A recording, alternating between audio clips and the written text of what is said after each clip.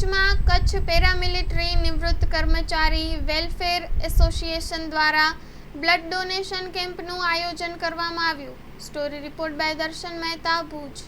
મારું નામ છે મહેન્દ્રસિંહ મંગળસિંહ ઝાલા. કચ્છ પેરામિલિટરી એસોસિએશનના પ્રમુખ છું, કચ્છ જિલ્લાનો. આજે જો કેમ્પ રાખવામાં આવ્યો શું છે?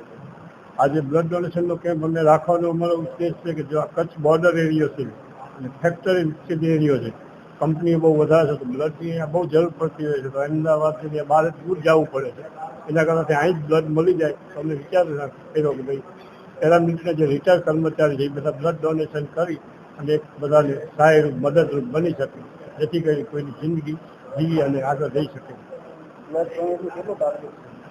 બ્લડ ડોનેશનનું તો હવે જોઈશું કેટલા આવે છે. એટલે તો 200 થી 250 માણસો છે અમારા મેમ્બર કચ્છ જિલ્લામાં.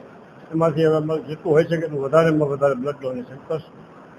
હું પ્રવીણસિંહ સોલંકી, કચ્છ પેરામિલિટરી નિવૃત્ત કર્મચારી વેલફેર એસોસિએશન ઉપપ્રમુખ.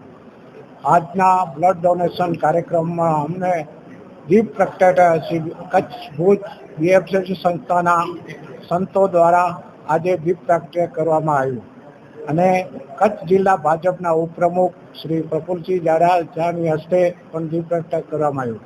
અમારો ઉદ્દેશ કચ્છ જિલ્લાના અંદર પબ્લિક દ્વારા અને બ્લડની જરૂરત હોવાથી જ્યારે પણ આવી જરૂરિયાત જરૂર પડે છે ત્યારે બહુ ઓછો બ્લડ ડોનેશન થાય છે. માટે અમારે પેરામિલિટરી દેશની અંદર પહેલાં અમે ચાલુ નોકરીએ મેં દેશની રક્ષા કરી છે.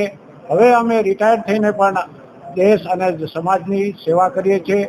જે પણ અમારા કર્મચારીઓના પરિવારના મિત્રો જે પણ વર્તુળો આવે છે એ બ્લડ ડોનેશન આપશે અને આવી જરૂરિયાત કોઈ પણ અમારા પેરામિલિટરીના સદસ્યને જરૂરત ઊભી પડે તો અમે ભગત લેબોરેટરી દ્વારા આ બ્લડ ડોનેશન અને બ્લડની જરૂરત હોવાથી અમે આપશું એવી મારી અભિલાષા છે. ધન્યવાદ.